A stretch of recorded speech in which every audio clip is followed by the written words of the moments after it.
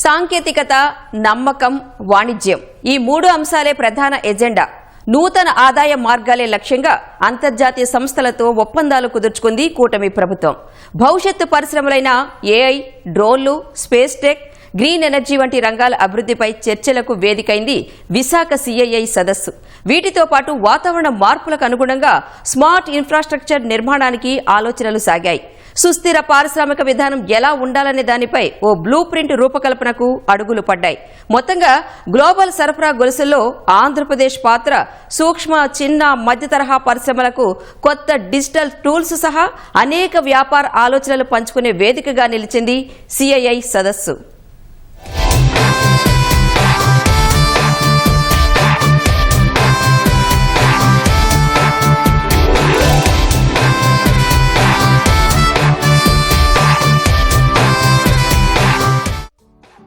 CII భాగస్వామ్య సదస్సు ఒప్పందాలకే పరిమితం కాకుండా రాష్ట్ర భవిష్యత్ ఆర్థిక దిశ, పాలసీ రూపకల్పన, సాంకేతిక పురోగతికి బీజం వేసింది. పెట్టుబడులు రాష్ట్రాన్ని నిర్మిస్తాయి, జ్ఞానం రాష్ట్రాన్ని నిలబెడుతుందనే సందేశం ఈ సదస్సు ఆంధ్రప్రదేశ్ కు కొత్త శక్తిని అందించింది. ముఖ్యంగా గ్రీన్ ఎనర్జీపై పెట్టుబడులను ఆకర్షించిన రాష్ట్ర ప్రభుత్వం ఆ మేరకు పాలసీలు రూపొందించింది. 160 గిగావాట్ల విద్యుత్ ఉత్పత్తి లక్ష్యంగా ప్రణాళికలు రచించింది. ఫలితంగా విశాఖ సదస్సులో ఇంధన రంగానికి చెందినవే అధిక పెట్టుబడులు ఉన్నాయి. దీనికి సీఎం చంద్రబాబు ముందు చూపే ఏకైక కారణం అమరావతిలో ఏర్పాటయ్యే క్వాంటమ్ వ్యాలీ అవకాశాలను అందిపుచ్చుకునే విధానమని సీఎం చాటి చెప్పారు.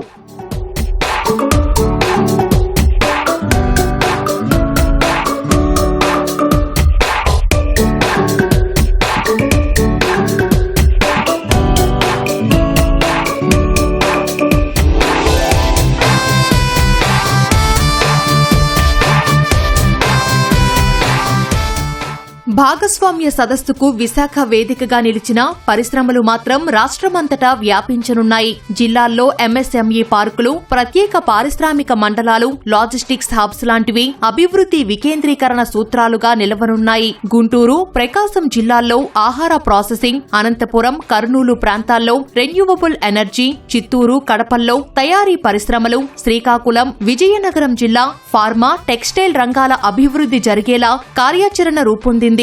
నెల్లూరులో పోర్టు ఆధారిత పరిశ్రమల ఏర్పాటుకు మార్గం సుగమమయ్యింది. మొత్తంగా రాష్ట్రంలో 26 జిల్లాలు ఉంటే 23 జిల్లాల్లో పెట్టుబడులు పెట్టేలా ఎంఓయూలు జరిగాయి. According to invest in India, so India market is huge opportunities to invest or export. So regarding to Toyama, is one of the Japanese like a state, but many countries are seeking opportunities in India. So I want to support Toyama companies to seeking business in India. రంగాల వారీగా ఒప్పందాలు పరిశీలిస్తే విద్యుత్ రంగంలో 5,33,351 కోట్ల రూపాయల కోసం అవగాహన ఒప్పందం కుదిరింది. వీటి ద్వారా 2,66,722 ఉద్యోగాలు రానున్నాయి. పరిశ్రమల శాఖలో 2,80,384 కోట్ల ఒప్పందాలు జరగ్గా వీటి ద్వారా 5,19,000కు పైగా ఉద్యోగాలు రానున్నాయి. మౌలిక వసతుల శాఖకు సంబంధించి 2,17,558 కోట్ల రూపాయల ఒప్పందాలు జరగ్గా 3,06,649 ఉద్యోగ అవకాశాలు లభించనున్నాయి. ఐటీ, ఎలక్ట్రానిక్స్ శాఖకు సంబంధించి 1,59,467 కోట్ల ఒప్పందాలు జరిగితే 2,96,315 ఉద్యోగాల కల్పనకు మార్గం సుగమమైంది. ఏపీసీఆర్డీఏ పరిధిలో 48,711 కోట్ల ఒప్పందాలకు గాను 41,625 ఉద్యోగాలు రానున్నాయి. దాదాపు 2,500 మంది ఇండస్ట్రీస్ రావడం, దేశ విదేశాల నుంచి వచ్చి ఇన్వెస్టర్స్ ఈరోజు ఆంధ్రప్రదేశ్లో ఇన్వెస్ట్ చేస్తామని వస్తూ ఉన్నారు. రకరకాల దేశాల నుంచి వచ్చారు. దాదాపు 500 మంది పైగా వాళ్ళు బయట దేశాల నుంచి రావడం జరిగింది. ఇక్కడ దేశంలో దాదాపు ఒక 1000 పై నుంచి 2,000 మంది ఇన్వెస్టర్స్ వచ్చారు. ఇంత ఓవర్వెల్మింగ్ రెస్పాన్స్ వస్తుందని చెప్పి అందరూ ఊహించినటువంటి విషయం. రాబోయే రోజుల్లో వీళ్ళందరూ కూడా పెద్ద ఎత్తున ఆంధ్రప్రదేశ్ రాష్ట్రంలో పెట్టుబడులు పెట్టి ఆంధ్రప్రదేశ్ రాష్ట్రం యొక్క పురోగతికి తోడ్పడతారని చెప్పి ఖచ్చితంగా ఆశిస్తూ ఉన్నాను.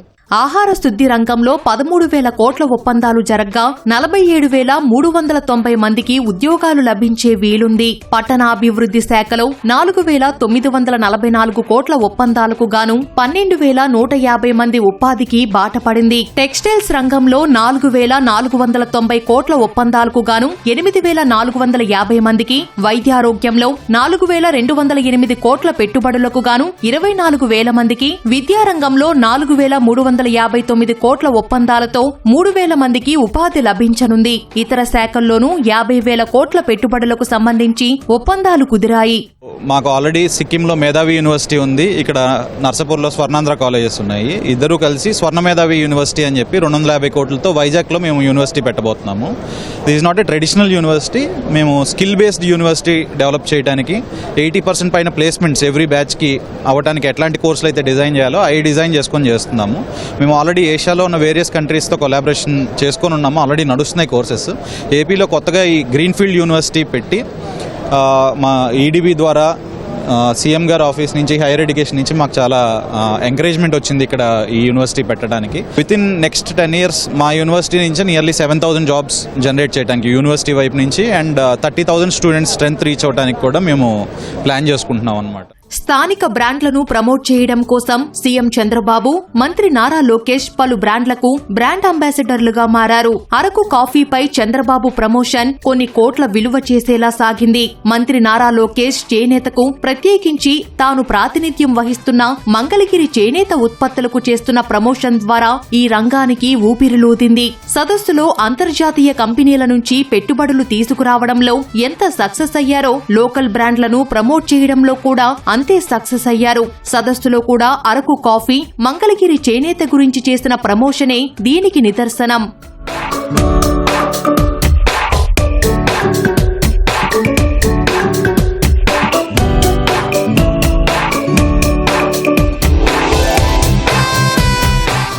సిఐఐ సమ్మిట్ లో చేనేత జాకెట్ ధరించి సెంటర్ ఆఫ్ అట్రాక్షన్ గా నిలిచారు నారా లోకేష్. చర్చలు జరుపుతున్న పారిశ్రామికవేత్తలందరికీ మంగళగిరి నేతన్నలు తయారు చేసిన శాలువాలతోనే సత్కరించారు. సమ్మిట్ ద్వారా కుదుర్చుకున్న 13.25 లక్షల కోట్ల రూపాయల పెట్టుబడులకు ఎంఓయూలు కుదుర్చుకుంటే అందులో సుమారు 4 నుంచి 5 లక్షల కోట్ల రూపాయల ఒప్పందాల కోసం మంత్రి లోకేష్ చొరవ చూపారు. సంస్థల ప్రతినిధులతో ఎప్పటికప్పుడు సంప్రదింపులు చేస్తూ రాష్ట్రంలో పారిశ్రామిక అభివృద్ధికి కూటమి ప్రభుత్వం తీసుకుంటున్న చర్యలను వారికి స్వయంగా వివరించారు.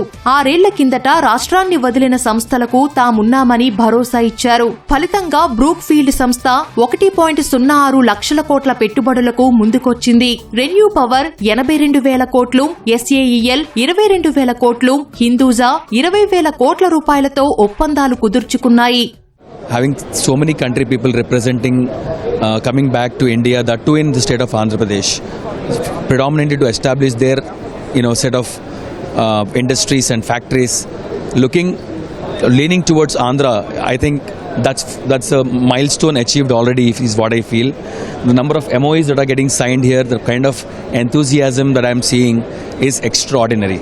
Maybe 10 years down the line, Andhra Pradesh would be one of the best state in terms of trade. పారిశ్రామిక అభివృద్ధిని ప్రోత్సహించేలా ప్రభుత్వం తీసుకొచ్చిన 25 పాలసీలు పెట్టుబడులకు మార్గం సుగమం చేశాయి. పారిశ్రామిక అభివృద్ధిపై కేంద్రంతో చంద్రబాబు, లోకేష్ తరచూ సంప్రదింపులు జరుపుతూ అవసరమైన మేరకు మార్పులు, చేర్పులు చేసుకున్నారు. ఇలా చేయడం ద్వారానే గూగుల్ వంటి సంస్థ రాష్ట్రానికి వచ్చింది. కేంద్రంతో చక్కటి మైత్రి ఉండడం కారణంగా సెమీ కండక్టర్ ఇండస్ట్రీని రాష్ట్రానికి కేటాయిస్తూ మంత్రివర్గం నిర్ణయం కూడా తీసుకుంది. As our Honorable Chief Minister has just mentioned, he is looking at an investment of $1 trillion to happen over a period of 10 years. So, me as an advisor to the Andhra Pradesh government in the space and related technologies, I am very happy that we have already created a policy for the state government, and this has already been announced. And the Space City Development Plan also has been announced. There are more companies going to come, and our goal is that from the Space City, integrated rockets and satellites will come out.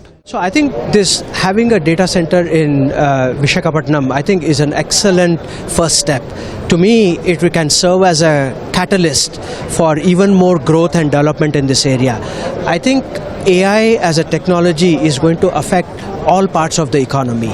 So AI can be applied in agriculture, in tourism, in finance, in healthcare, and all possible sectors of the economy.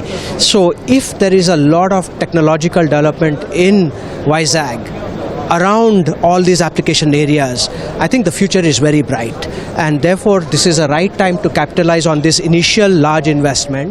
అంతర్జాతీయ సదస్సులో జరిగిన ఒప్పందాలు ఫలితాలు ఇవ్వడానికి కొంత సమయం పట్టొచ్చు. కానీ సదస్సులో జరిగిన జ్ఞాన, అనుభవ, సాంకేతిక మార్పిడి రాష్ట్రంలో కీలక మార్పులకు నాంది పలికింది. ముఖ్యంగా విశ్వవిద్యాలయాలు, ఐఐటీలు, రీసెర్చ్ అండ్ డెవలప్మెంట్ ల్యాబ్లు, స్టార్టప్లను పరిశ్రమల అధినేతలతో కలిపిన అపూర్వ వేదికగా నిలిచింది విశాఖ సదస్సు.